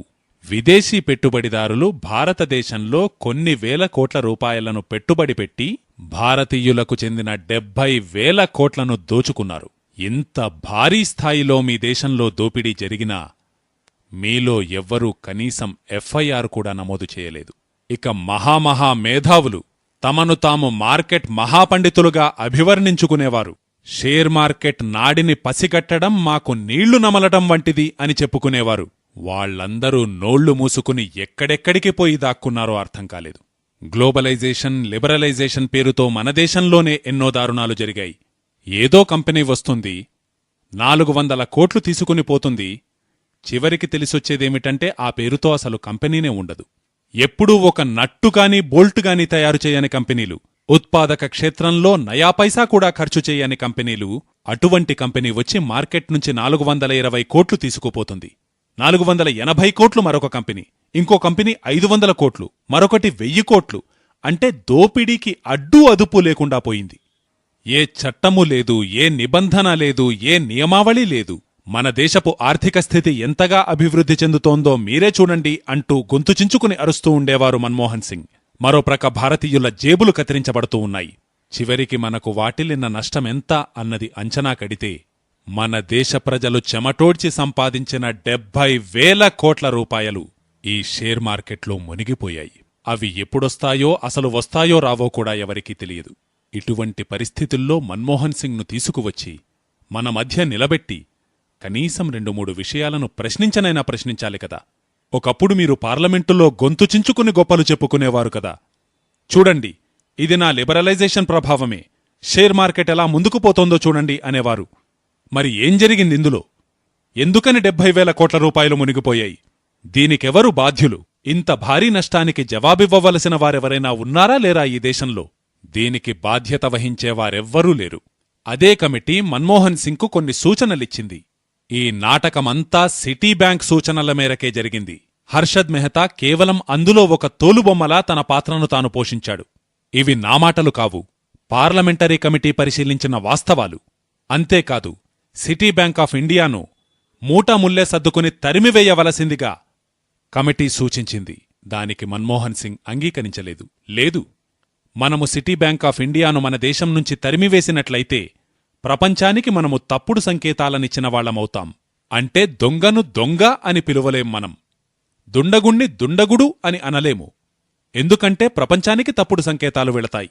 ఏమి దేశమిది? ఏ ఫైనాన్స్ మినిస్టర్ ఈ దేశాన్ని పరిపాలిస్తున్నాడు? ప్రపంచంలో మరే దేశంలోనైనా ఒకవేళ అమెరికాలో ఇటువంటి స్కామ్ జరిగి ఉంటే భారతదేశం స్థానంలో అమెరికాను ఉంచి చూడండి. అమెరికాలో ఈ స్కామ్ జరిగి మన స్టేట్ బ్యాంక్ ఆఫ్ ఇండియా అందులో పాత్ర వహించి ఉంటే అక్కడి నుంచి స్టేట్ బ్యాంక్ ఆఫ్ ఇండియాను పంపించివేయడంలో అమెరికా ప్రభుత్వం ఒక్క క్షణం కూడా ఆలస్యం చేయదు. రాజకీయంగా బానిసత్వంలో మ్రగ్గుతున్న దేశంలో నిలబడి మాట్లాడుతున్నాను నేను. సిటీ బ్యాంక్ ఆఫ్ ఇండియాకు వ్యతిరేకంగా అన్ని సాక్ష్యాధారాలున్నప్పటికీ మన దేశం నుంచి సిటీ బ్యాంక్ ఆఫ్ ఇండియాను తరిమివేయడం జరుగలేదు. ఎందుకంటే మన్మోహన్ సింగ్కు ఇష్టం లేదు కనుక. నేను ఒక్కోసారి ఆరోపిస్తూ ఉంటాను, మన్మోహన్ సింగ్ కేవలం మన్మోహన్ సింగ్ మాత్రమే కాదు, అతను 101% అమెరికాకు ఏజెంట్. తను చేతులారా మన దేశపు ఆర్థిక వ్యవస్థను అంత పైస్థాయికి తీసుకువెళ్లి కిందకు పడేశాడు. మీకు తెలుసా, అలా కోల్పోయిన డబ్బు వల్లనే మార్కెట్లో రిసెషన్ ఇప్పటికీ కొనసాగుతూ ఉంది. ఎన్నో కర్మాగారాలు మూతబడ్డాయి ఈ దేశంలో. వేల కర్మాగారాలు మూతబడ్డాయి ఈ దేశంలో. ఎందుకంటే వాటి డబ్బు మార్కెట్లో పెట్టుబడి పెట్టబడింది. నేను నా ఉత్తరప్రదేశ్ గురించి చెబుతాను మీకు. నోయిడా పరిసర ప్రాంతాల్లో దాదాపు 80,000 చిన్నతరహా ఉత్పత్తి కేంద్రాలుండేవి. అవన్నీ మునిగిపోయాయి. ఎందుకంటే వాటి డబ్బు షేర్ మార్కెట్లో ఇరుక్కుపోయింది. వాటిని నడిపే అవకాశమే లేదు. అలాగే కోటీశ్వరులు కావాలని బయలుదేరి రోడ్డుపైకి వచ్చిన వారెందరో నాకు తెలుసు. షేర్ మార్కెట్లో డబ్బంతా మునిగిపోయింది. ఇలా మునిగిన సొమ్మును వెనక్కి తేవడానికి మన్మోహన్ సింగ్ దగ్గరగాని చిదంబరం దగ్గరగాని ఎటువంటి ఉపాయమూ లేదు. ఎలా తిరిగొస్తుందా డబ్బు? జరిగినది గ్లోబలైజేషన్ కాదు, లిబరలైజేషన్ కాదు, కేవలం మీ దోపిడీ మాత్రమే. దోపిడీ చేసే పద్ధతులు మాత్రం మారుతున్నాయి అంతే. మొదట్లో ఈస్ట్ ఇండియా కంపెనీ వచ్చినప్పుడు, ఆంగ్లేయులు వచ్చినప్పుడు కత్తులు తుపాకులతో వచ్చి దోచుకుని వెళ్లారు. మరి ఇప్పుడో ఆ పద్ధతిని మార్చి గ్లోబలైజేషన్, లిబరలైజేషన్ పేరుతో మీ దేశానికి వస్తారు. మీ దగ్గర నుంచి 70,000 కోట్లను దోచుకుని వెడతారు. మీరు మాత్రం నిశ్చేష్టులై అలా చూస్తూనే ఉంటారు. మన దేశంలో ఒక హర్షద్ మెహతాకు ఎప్పుడు ఉరిపడుతుందో చెప్పలేము. ఇలాగే మరో 2 ఏళ్లు గడిస్తే మన దేశంలో ఇంత పెద్ద స్కామ్ ఒకటి జరిగిందన్న విషయాన్ని మీరు మరిచిపోతారు, నేను మరిచిపోతాను. మీరే చూడండి, ఈ స్కామ్ గ్లోబలైజేషన్ మరియు లిబరలైజేషన్లో అంతర్భాగమే. గ్లోబలైజేషన్, లిబరలైజేషన్లో భాగంగానే ఈ స్కామ్ జరిగింది. ఈ దేశంలో గ్లోబలైజేషన్ ప్రక్రియ ఎంత వేగవంతంగా జరిగిందో అంతే వేగంగా కుంభకోణాలు జరిగాయి. పార్లమెంటు నివేదిక ప్రకారం, ఇవి నా అభిప్రాయాలు కాదు, పార్లమెంటు నివేదిక ప్రకారం 1991 నుంచి 97 మధ్యలో మన దేశంలో జరిగిన కుంభకోణాల వల్ల దేశ ప్రజలు చెమటోడ్చి శ్రమించి సంపాదించిన 70,000 కోట్లు దోపిడీ పాలయ్యాయి. కాబట్టి 20,000 కోట్లు వచ్చింది, 70,000 కోట్లు నిండా మునిగింది. ఇదే గ్లోబలైజేషన్ యొక్క నిజమైన ముఖచిత్రం. అక్కడి నుంచి వస్తున్న పెట్టుబడి అంటూ ఏమీ లేదు, కేవలం మీ ధనం మీ నుంచి దోచుకోబడుతూ ఉంది. ఇక రెండో విషయానికి వస్తే, నేను మరో ప్రశ్న వేయించాను లోక్సభలో. మీరు ఫారిన్ టెక్నాలజీ, హై టెక్నాలజీ వగైరా వగైరా అంటూ గొంతుచించుకుని అరుస్తూ ఉంటారు కదా. ఎందుకంటే నేను సైంటిస్ట్ని కాబట్టి నాకు టెక్నాలజీ గురించి కొద్దిగా తెలుసు. ఏది నిజమైన టెక్నాలజీయో ఏది కాదో నాకు తెలుసు. నేను ఏమని అడిగించానంటే, 91 తరువాత సంతకం చేయబడిన ఎంఓయూలలో హైటెక్ ఏరియాలు ఎన్ని? ప్రభుత్వమిచ్చిన సమాధానమేమిటంటే, సంతకం చేయబడ్డ ఎంఓయూలలో 70% జీరో టెక్నాలజీకి చెందిన రంగాలు. వాటికి టెక్నాలజీతో ఏ విధమైన సంబంధమూ లేదు. ఇక ఈ 70% తరువాత సంతకం చేయబడ్డ ఎంఓయూలలో మరో 10 నుంచి 15% వరకు ఇంటర్మీడియట్ టెక్నాలజీకి సంబంధించినవి. అతి కష్టం మీద 5 నుంచి 10% వరకు ఎంఓయూస్ మాత్రమే హైటెక్ ఏరియాకు చెందినవి సంతకం చేయబడ్డాయి. అయితే నేనిప్పటికీ ఎదురుచూస్తూ ఉన్నాను, ఏమైనా హైటెక్ వచ్చిందా ఈ దేశంలోకి అని. ఏ హైటెక్కూ రాలేదు. అంతకుమించి ఈ దేశానికి వచ్చినదేమిటి? పెప్సీకోలా వచ్చింది, అది జీరో టెక్నాలజీకి చెందినది. కోకాకోలా వచ్చింది, అది జీరో టెక్నాలజీకి చెందినదే. అంకిల్స్ చిప్స్ వచ్చాయి, రఫల్స్ చిప్స్ వచ్చాయి, హాస్టెస్ వచ్చింది, టాప్రెమన్ వచ్చింది, బెనీస్ వచ్చింది, అంటే బంగాళాదుంప చిప్స్ వచ్చాయి. ఇవి జీరో టెక్నాలజీ వస్తువులు. మీ దేశంలో విదేశానికి చెందిన ఉప్పు అమ్మబడుతూ ఉంది, కెప్టెన్ కుక్, అన్నపూర్ణ. అందులో టెక్నాలజీ ఏమిటో నాకర్థం కాదు. విదేశీ కంపెనీలకు చెందిన గోధుమ పిండి అమ్మబడుతూ ఉంది, కెప్టెన్ కుక్, అన్నపూర్ణ. అందులో హైటెక్నాలజీకి చెందినదేముందో. చెప్పులమ్ముతూ ఉన్నాయి కొన్ని కంపెనీలు, అందులో హైటెక్నాలజీ ఏమిటో నాకర్థం కాదు. బనీన్లు, అండర్వేర్లు ఇంపోర్ట్ చేసుకుంటూ ఉన్నాం మనం, అందులో హైటెక్నాలజీ ఏమిటో నాకర్థం కాదు. ఎన్నో కాస్మెటిక్ ఉత్పత్తులు మన దేశంలోకి దిగుమతి చేయబడుతున్నాయి, అందులో హైటెక్నాలజీ ఏమిటో నాకర్థం కాదు. ఇవన్నీ జీరో టెక్నాలజీకి చెందిన వస్తువులు. ఒకసారి నేను ఒక ప్రత్యేకమైన ప్రశ్నను వేయించాను. 1977లో మొరార్జీ దేశాయ్ గారి ప్రభుత్వం ఉన్నప్పుడు ఆయన ఒక లిస్ట్ తయారు చేయించారు. ఏమిటది? అది జీరో టెక్నాలజీకి చెందిన 840 ఉత్పత్తుల జాబితా. జీరో టెక్నాలజీకి చెందినవిగా భావించబడిన ఆ 840 ఉత్పత్తుల విషయంలో దిగుమతులను అనుమతించకూడదు అని నాడు మొరార్జీ దేశాయ్ గారు ప్రతిపాదించారు. మల్టీనేషనల్స్ రావాలనుకుంటే కూడా వీటికంటే భిన్నంగా ఎన్నో ఉత్పత్తులున్నాయి, వాటి విషయంలో రావాలి. దానితో మల్టీనేషనల్ కంపెనీలు జొరబడగలిగేవి కావు. మరి వారేం చేసేవారు? ఒక భారతీయ కంపెనీని వెదికేవారు. దాని భుజాలను ఆధారంగా చేసుకుని తుపాకీని కాల్చేవారు. ఈ వ్యవహారం మన దేశంలో ఎన్నో రోజులు కొనసాగింది. వారు నేరుగా ప్రవేశించగలిగేవారు కారు, ఎందుకంటే నిబంధన ఉండేది. మన్మోహన్ సింగ్ ఆ నిబంధనను తొలగించివేశాడు. ఆ చిన్న తరహా పరిశ్రమలకు చెందిన జీరో టెక్నాలజీకి చెందిన ఆ 870 ఉత్పత్తుల విషయంలో కూడా ఆయన ఈ సడలింపును వర్తింపజేశారు. దానితో పొలోమని మల్టీనేషనల్ కంపెనీలన్నీ ఆ ఉత్పత్తుల రంగాల్లోకి చొరబడ్డాయి. అసలు వాస్తవమేమిటంటే ఏ మల్టీనేషనల్ కంపెనీ కూడా మీ దేశానికి టెక్నాలజీని తీసుకుని రానేరాదు. మరి వారు ఏం తీసుకొస్తారు? వారి దగ్గర పనికిరానిదిగా 20 ఏళ్ల క్రితమే ప్రక్కన పడవేసిన దానిని మన దగ్గర డంప్ చేయడానికి తీసుకువస్తారు. దాన్ని తీసుకువచ్చి మీ దేశంలో పడేయడంతో మాకు హైటెక్నాలజీ వచ్చిందని మీరు గంతులేస్తారు. ఏ విధమైన హైటెక్నాలజీ రాదు. ఏ రంగంలో అయితే ఏ విధమైన టెక్నాలజీకి అవకాశమూ లేదో అటువంటి జీరో టెక్నాలజీకి చెందిన రంగాల్లోనే నేడు మల్టీనేషనల్ కంపెనీలన్నీ మీ దేశంలో పనిచేస్తూ ఉన్నాయి. మీరే చెప్పండి, టూత్పేస్ట్ తయారు చేయడానికి ఏం టెక్నాలజీ కావాలి? సబ్బులు తయారు చేయడానికి ఏమి టెక్నాలజీ కావాలి? చెప్పులు తయారు చేయడానికి ఏమి టెక్నాలజీ కావాలి? టమాటా చట్నీ తయారు చేయడానికి ఏమి టెక్నాలజీ కావాలి? నెస్ట్లేను తీసుకువచ్చి పెట్టుకున్నాం మన దగ్గర Maggi hot and sweet tomato సాస్ను తయారు చేయడానికి. మీరే చెప్పండి, టమాటా చట్నీ చేయడంలో ఎటువంటి హైటెక్నాలజీని ఉపయోగించవలసి ఉంటుంది? లేదు, ఉప్పును పాలిథీన్ సంచిలో పొట్లాం కట్టడానికి ఏమి హైటెక్నాలజీ అవసరం ఉంటుంది? బంగాళదుంప చిప్స్ అమ్మడం, క్యాడ్బరీస్ చాక్లెట్లు తయారు చేయడం, బిస్కెట్లు తయారు చేయడం, ఇందులో ఏమి గొప్ప టెక్నాలజీ అవసరం ఉంటుంది? ఇవన్నీ 1977లో భారత ప్రభుత్వం జీరో టెక్నాలజీకి చెందినవిగా పరిగణించిన 870 ఉత్పత్తులలోనివే. వచ్చిన మల్టీనేషనల్ కంపెనీలన్నీ ఈ రంగాల్లోనే జొరబడి కూర్చున్నాయి.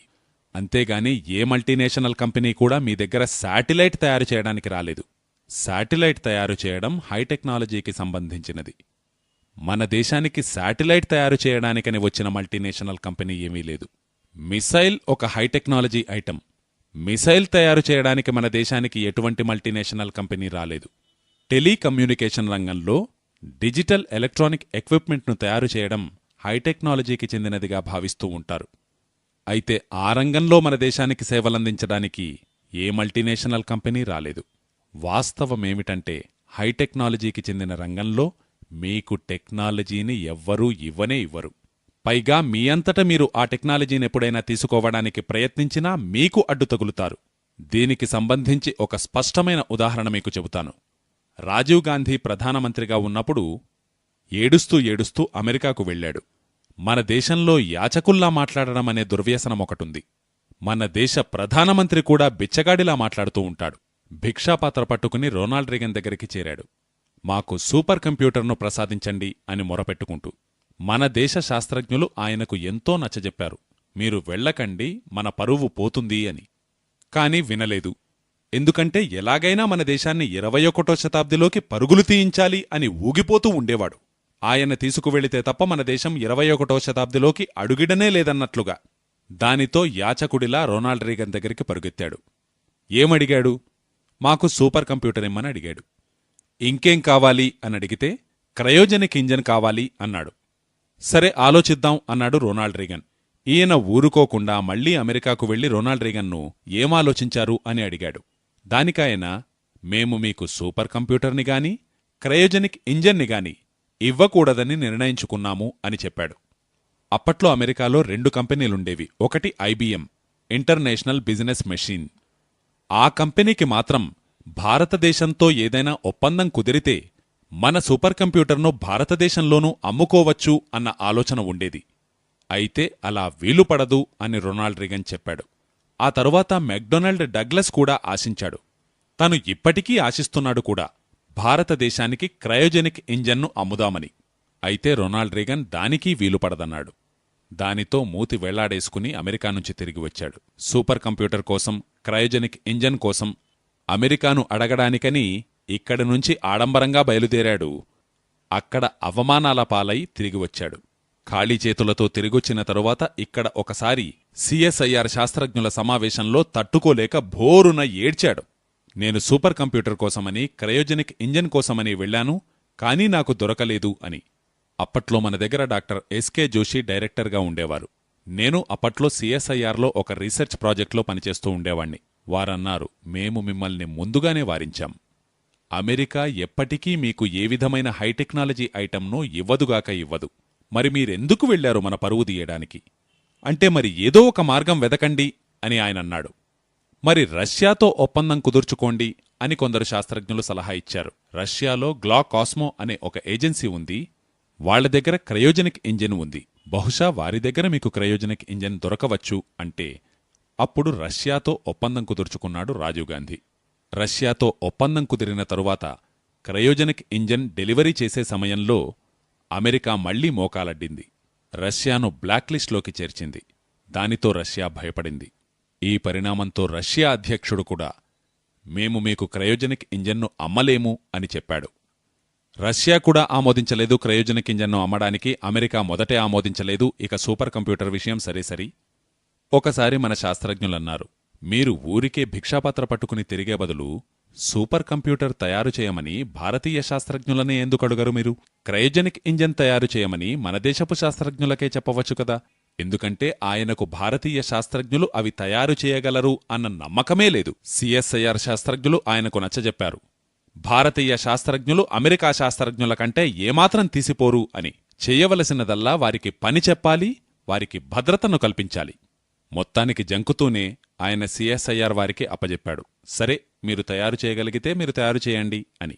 పూనాలో సీడాక్ అనే సిఎస్ఐఆర్ యొక్క అనుబంధ సంస్థ ఒకటి ఉంది. మీరు సూపర్ కంప్యూటర్ తయారు చేయండి అని వారికి అప్పజెప్పారు. సీడాక్ శాస్త్రజ్ఞులు రాత్రింబవళ్లూ కష్టపడి 3 ఏళ్లలో సూపర్ కంప్యూటర్ తయారు చేశారు. భారతదేశంలో తయారైన మొట్టమొదటి సూపర్ కంప్యూటర్ పరం నేటికీ సగర్వంగా పనిచేస్తూ ఉంది. టెలివిజన్లో కళ్లకు కట్టినట్లుగా వాతావరణ స్థితిగతులను గురించి వివరిస్తూ ఉంటారు కదా, అది 100కి 100 మన దేశంలో తయారు చేయబడిన పరం చేస్తున్న పని. ఇప్పుడు కేవలం పరం మాత్రమే కాదు, నేను ఈ మధ్యనే 14వ తేదీన పూనాకు వెళ్లాను. వారితో ఫోన్లో మాట్లాడితే తెలిసినదేమిటంటే పరం కంటే అత్యాధునికమైన 3 క్రొత్త సూపర్ కంప్యూటర్లు తయారు చేయబడి సిద్ధంగా ఉన్నాయి. వచ్చే సంవత్సరం అవి తమ పనిని ప్రారంభిస్తాయి. దాని సామర్థ్యమెంత అని నేనడిగాను. అమెరికాలోని ఏ కంపెనీ తయారు చేసిన సూపర్ కంప్యూటర్ సామర్థ్యం కన్నా ఇది తక్కువేమీ కాదు అని వారు చెప్పారు. అమెరికాలో ప్రస్తుతం ఆధునికమైన సూపర్ కంప్యూటర్ 64,000 మెగాబైట్ల సామర్థ్యం కలిగినది. దానిని మన వాళ్లు 3 ఏళ్లలో తయారు చేశారు. మీరు తెలుసుకోవలసిన విషయం మరొకటి ఉంది. అదే సిఎస్ఐఆర్ యొక్క మరొక అనుబంధ సంస్థ DRDO, defence research development organisation. అక్కడి శాస్త్రజ్ఞులు రాత్రింబవళ్లు శ్రమించి క్రయోజెనిక్ ఇంజన్ను తయారు చేశారు. బహుశా ఈ డిసెంబర్ నెలాఖరుకు భారతదేశంలో క్రయోజెనిక్ ఇంజన్ కూడా తయారైందన్న వార్త మీకు తెలుస్తుంది. కాబట్టి టెక్నాలజీ ఎప్పుడూ అక్కడి నుంచి రాదు. ప్రతి దేశమూ తమ టెక్నాలజీని తామే అభివృద్ధి చేసుకోవలసి ఉంటుంది. ఇది విశ్వవ్యాప్తంగా అందరూ అంగీకరించవలసిన కఠోర సత్యం. ఎందుకంటే నేడు ప్రపంచంలో టెక్నాలజీయే అన్నిటికంటే బలీయమైన ఆయుధం. అందుకే ఏ దేశమూ మరో దేశానికి తమ ఆధునిక సాంకేతిక పరిజ్ఞానాన్ని ఇవ్వదు. వాళ్లకిక పనికిరాకుండా పోయిన టెక్నాలజీని మాత్రమే మీకిస్తారు వారు. అందుకే భారతదేశానికి ఐరోపా, అమెరికాకు చెందిన కంపెనీలు ఏవీ హైటెక్నాలజీ ఐటంలను ఇవ్వవు. ఏమిటి మీకిచ్చినది? దీన్ని గురించిన వాస్తవాలు మీకు చెబుతాను.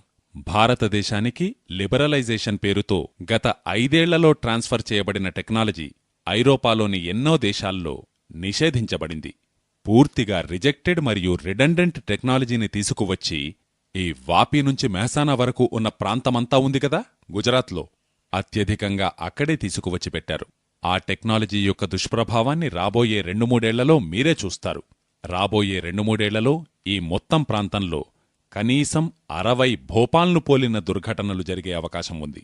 ఈ వాపీ నుంచి మెహసానా మధ్యలో రసాయన పరిశ్రమల రంగంలో భారతదేశంలోకి దిగుమతి చేయబడిన సాంకేతిక పరిజ్ఞానం దారుణ విషపూరితమైనటువంటి సాంకేతిక పరిజ్ఞానం. ఇది ఎందుకొచ్చింది? ఈ విషయాన్ని గ్రహించండి. నా దగ్గర లారెన్స్ సమర్స్ వ్రాసిన లేఖ ఉంది. లారెన్స్ సమర్స్ అమెరికాలో గొప్ప పేరున్న అర్థశాస్త్ర నిపుణుడు. ఆయనకు ఆర్థిక శాస్త్రానికి సంబంధించి గొప్ప జ్ఞానముంది అని నేనైతే భావించను. అయితే అందరిలోనూ ఆయనకా పేరుంది. ఆయన ప్రపంచ బ్యాంకుకు అధ్యక్షుడిగా పనిచేశాడు. లారెన్స్ సమర్స్ వరల్డ్ బ్యాంకు అధ్యక్షుడిగా పనిచేసిన కాలంలో ఇతర అధికారులకు ఒక లేఖ వ్రాశాడు. అది పొరపాటున బయటికొచ్చింది. దాని ఫోటోకాపీ నా దగ్గరుంది. అందులో ఏం వ్రాశాడు?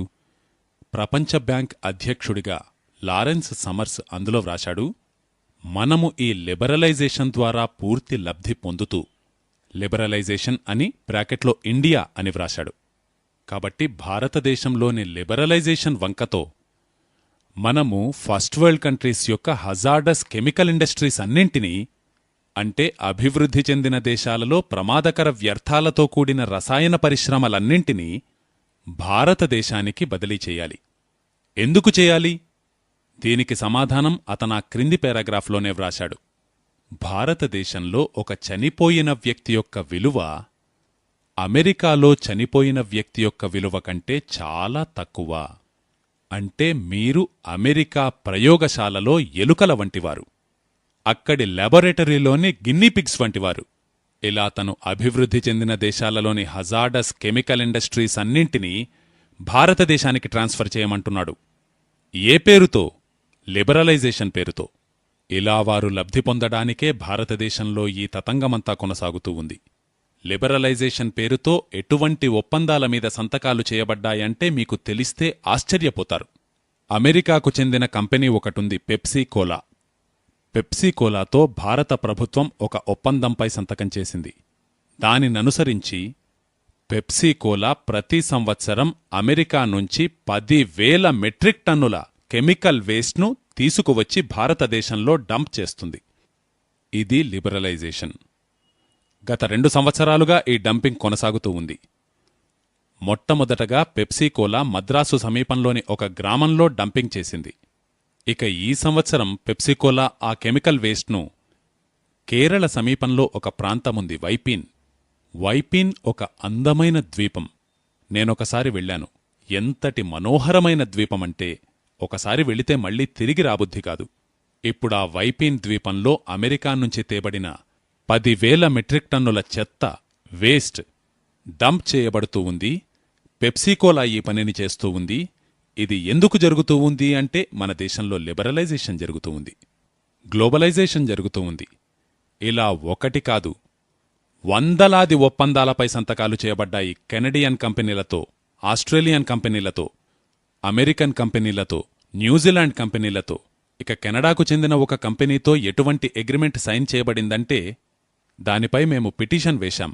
అగ్రిమెంట్ ఏమిటంటే కెనడాకు చెందిన ఆ కంపెనీ తన అటామిక్ వేస్ట్ను తీసుకువచ్చి భారతదేశంలో డంప్ చేస్తుంది. నిజానికి ఈ కంపెనీ మొదట బంగ్లాదేశ్తో ఒప్పందం కుదుర్చుకోవాలని ప్రయత్నించింది. బంగ్లాదేశ్ వారు కూడా ఎంతో జాగరూకతతో ఇంతకీ వీరు ఏమి డంప్ చేయాలని ప్రయత్నిస్తున్నారు అన్నది పరిశీలించారు. ఎప్పుడైతే వారు తెచ్చి పడవేయాలనుకున్నది అటామిక్ వేస్ట్ అని వారికి అర్థమైందో వారందుకు అంగీకరించలేదు.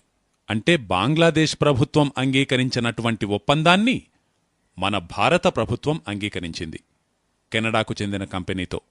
ఇటువంటి వందలాది ఒప్పందాలపై సంతకాలు చేయబడ్డాయి. దానితో ప్రతి ఏటా వేలాది మెట్రిక్ టన్నుల ప్రమాదకర వ్యర్థాలు భారతదేశంలో డంప్ చేయబడుతూ ఉంటాయి. అటువంటి ఒక చారిత్రికమైన ఒప్పందానికి చెందిన దస్తావేజుల కాపీ నా దగ్గర ఉంది. హాలెండ్కు చెందిన కంపెనీ ఒకటుంది, సెజ్వాన్ వివి.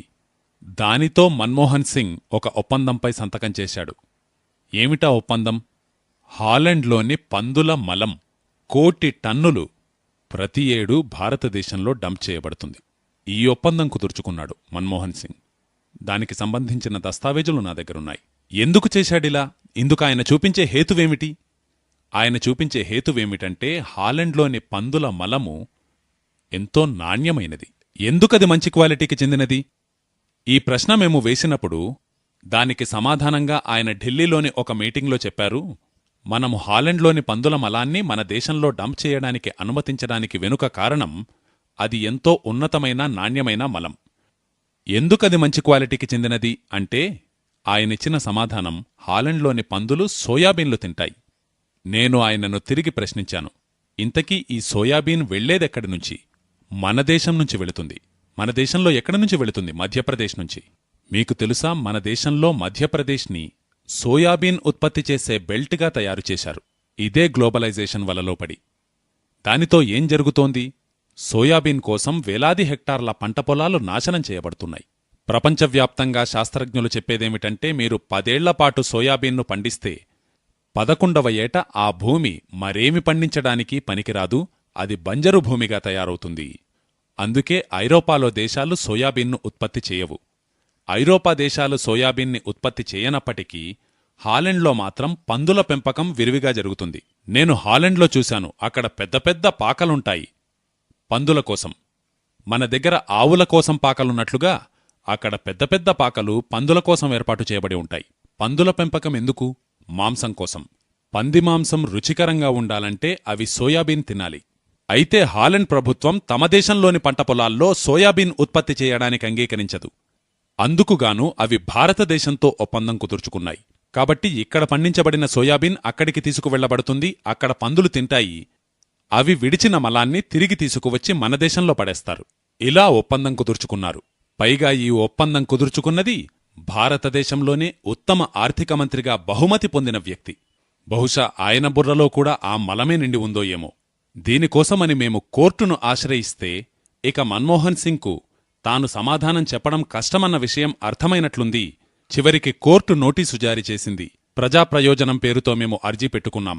దానితో ఒత్తిడికి లోనైన మన్మోహన్ సింగ్ తరువాతి కాలంలో ఆ ఒప్పందాన్ని రద్దు చేశాడు. లిబరలైజేషన్, గ్లోబలైజేషన్ పేరుతో ఇటువంటి ఒప్పందాలపై సంతకాలు చేయబడుతూ ఉంటాయి మన దేశంలో. ఎటువంటి ఒప్పందాలపై సంతకాలు చేయబడుతున్నాయి, వాటి పరిణామాలెలా ఉంటాయి అన్న విషయాన్ని పరిశీలించడానికిగానూ ఏ విధమైన మానిటరింగ్ కమిటీ ఈ దేశంలో ఏర్పాటు చేయబడలేదు. ఇక సాంకేతిక పరిజ్ఞానం యొక్క బదిలీ పేరుతో జరిగిన ఒప్పందాలన్నీ పనికిరాని, తిరస్కరించబడిన సాంకేతిక పరిజ్ఞానానికి చెందినవే. ఇక టెక్నాలజీ ఎలా వస్తుంది అన్న విషయానికి ఒక స్పష్టమైన ఉదాహరణ నేను మీకు చెబుతాను. భారతదేశంలోకి ఒక కంపెనీ వచ్చింది. దాని పేరు కెల్వినేటర్. అమెరికాకు చెందిన బహుళజాతీయ పరిశ్రమ. రెఫ్రిజిరేటర్ తయారు చేయడానికని మన దేశానికి వచ్చింది. ఎందుకొచ్చింది? భారతీయులకు చల్లటి నీళ్లు త్రాగించాలి అని వాళ్ల హృదయంలో కరుణ పొంగుకొచ్చిందా?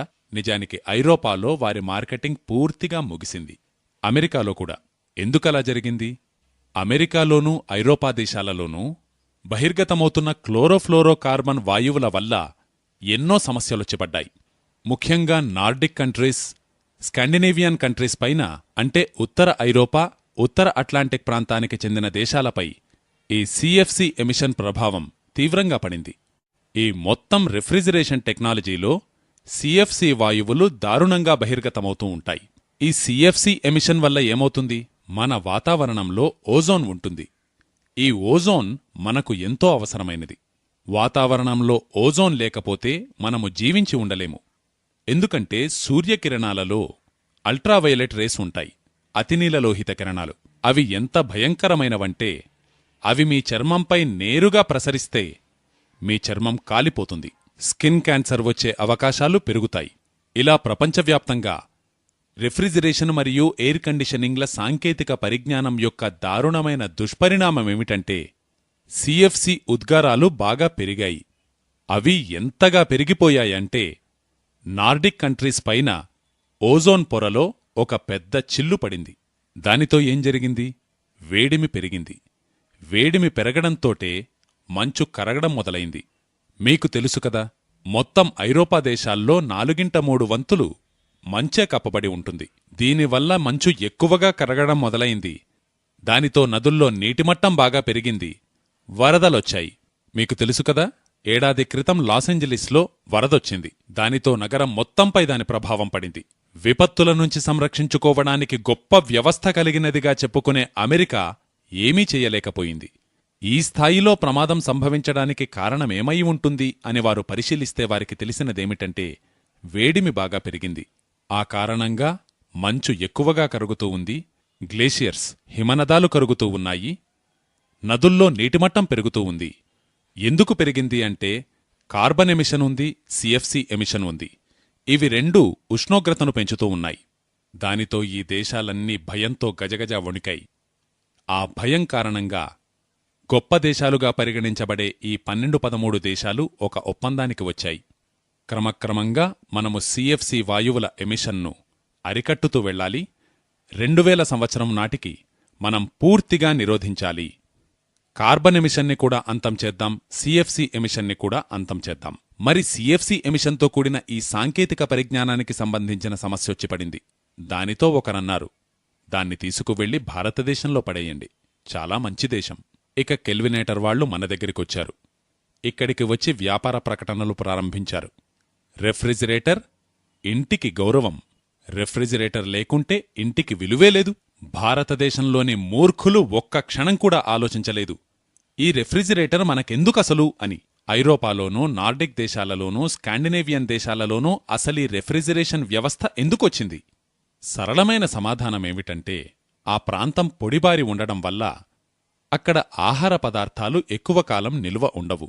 పైగా అక్కడ తరతరాలుగా వారి అలవాట్లు కూడా వారంలో ఒకరోజు మాత్రమే వంట చేయడం. నేను ఐరోపాలో ఉన్నప్పుడు చూశాను, వారు కేవలం శుక్రవారం పూట మాత్రమే వంట చేస్తారు.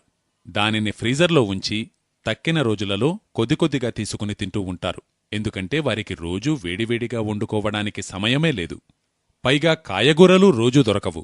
నేను ఫ్రాన్స్లో ఉన్నప్పుడు బీన్స్ కావాలంటే కేవలం వారంలో ఒకే రోజు దొరికేవి. అది ఇండియా నుంచి అక్కడ దిగుమతి అయిన తరువాతనే. కాలీఫ్లవర్ కావాలంటే వారంలో ఒక్కరోజే. కాబట్టి వారమంతా కాయగూరలు దొరకవు. కాయగూరలు కావాలంటే ఇక్కడి నుంచైనా వెళ్ళాలి, లేదు లాటిన్ అమెరికా నుంచి కానీ ఆఫ్రికా నుంచి కానీ రావాలి. పళ్ళు కూడా ఆఫ్రికా నుంచి పెద్ద మోతాదులో అక్కడికి వెళతాయి. అక్కడ ఏమి జరుగుతుంది? ఎవరైతే మొదటే వచ్చి ఎక్కువగా కొనుక్కుంటారో వారే వాటిని నిల్వ ఉంచుకుని తింటూ ఉంటారు. తక్కిన వారికి అవి దొరకవు. అందుకే వారికి రెఫ్రిజిరేటర్ ఎంతో అవసరం, పదార్థాలను నిల్వ ఉంచుకోవడానికి. వారంలో 1-2 రోజులు మాత్రమే కాయగూరలు దొరుకుతాయి గనుక, వారానికి ఒకరోజు మాత్రమే వంట చేస్తారు గనుక, వారు వండిన దానిని, కాయగూరలను నిల్వ ఉంచుకోవడానికి రెఫ్రిజిరేటర్ను ఉపయోగించడం తప్పనిసరి.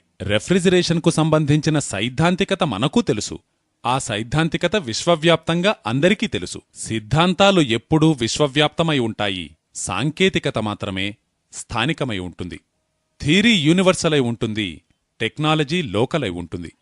అలా ఆ థీరీస్ మనకూ తెలుసు. భారతదేశంలో రెఫ్రిజిరేషన్ యొక్క సైద్ధాంతికత గత 500-600 సంవత్సరాలుగా వాడకంలో ఉంది. అది మనకు తెలియనిది కాదు. అయినా మనం రెఫ్రిజిరేటర్ తయారు చేయలేదు. ఎందుకు తయారు చేయలేదు? మనకు అవసరం లేదు గనుక. ఎందుకు మనకు అవసరం లేదు? మన దేశంలో ప్రతిరోజూ ఉదయమూ తాజా కూరగాయలు దొరుకుతాయి, సాయంత్రమూ తాజా కూరగాయలు దొరుకుతాయి. ఇక నేనుండే నగరంలో అయితే 3 సార్లు దొరుకుతాయి రోజుకి. ఉదయం పూట వేరుగా దొరుకుతాయి, మధ్యాహ్నం వేరుగా దొరుకుతాయి, సాయంత్రానికి వేరుగా దొరుకుతాయి. మరొక అద్భుతమైన వ్యవస్థ ఇక్కడుంది. ప్రతిరోజూ మా అమ్మ వేడివేడి రొట్టెలు వేసి నాకు తినిపిస్తూ ఉంటుంది. ఐరోపాలో ఏ తల్లి తన బిడ్డకు వేడివేడి రొట్టెలు వేసి తినిపించదు. వారికి రొట్టెలు తయారు చేయడం తెలియదు కూడా.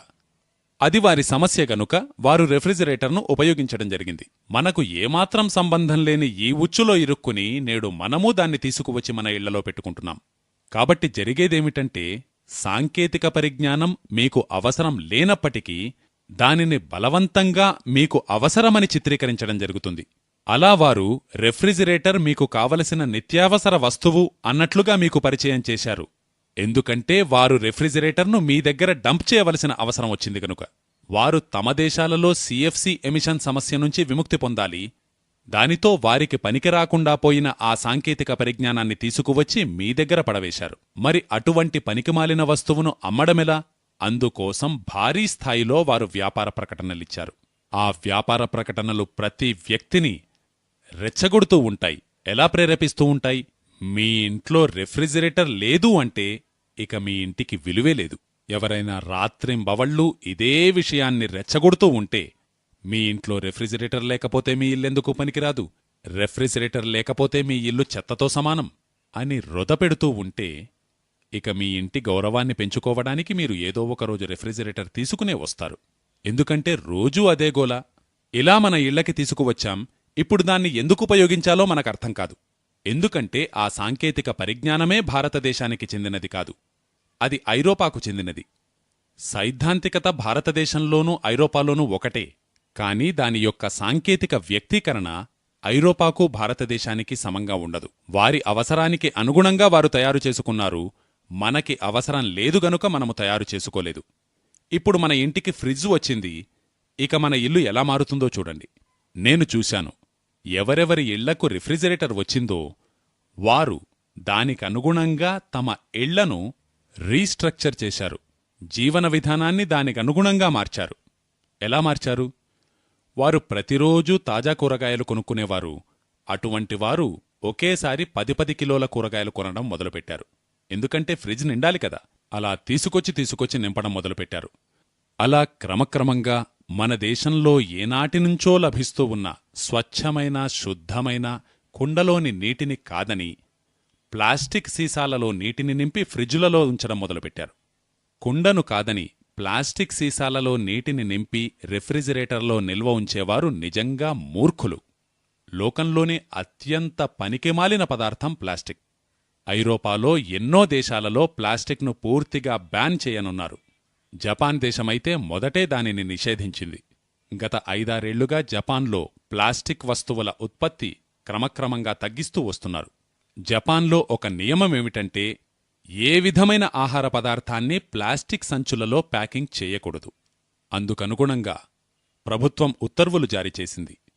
మనమేం చేశాం? మనం ఫ్రిడ్జ్ను తీసుకువచ్చాం. ఫ్రిడ్జ్ను ఎలా ఉపయోగించాలో తెలియదు, దానితో నీళ్లని అందులో ఉంచడానికని ప్లాస్టిక్ డబ్బాలను ఉపయోగిస్తున్నాం. ఇప్పుడెవరైనా అతిథులొస్తే నేరుగా ఆ ప్లాస్టిక్ డబ్బానే వారి చేతికందించడం, ఒక గ్లాసులో నీళ్లు పోసి వారికివ్వడం కాదు, నేరుగా ప్లాస్టిక్ సీసానే వారికివ్వడం. ఎందుకంటే మన ఇంట్లో ఫ్రిడ్జ్ ఉన్నట్లు వారికి తెలియాలి కదా. గ్లాసులో పోసి తీసుకువెళితే వారు కుండలో నీళ్లనుకుంటారేమో. వారికి మన ఇంట్లో ఫ్రిడ్జ్ ఉన్నట్లు తెలియాలంటే మనము నేరుగా సీసానే వారికందించాలి. ఇక ప్రపంచమంతటా శాస్త్రజ్ఞులుగాని వైద్య విజ్ఞానానికి చెందిన నిపుణులుగాని చెప్పేది ఒకటే, ఫ్రిడ్జ్లో నిల్వ ఉంచబడిన నీరు చేసే పని ఒక్కటే, అది మలబద్ధకాన్ని పెంచడం.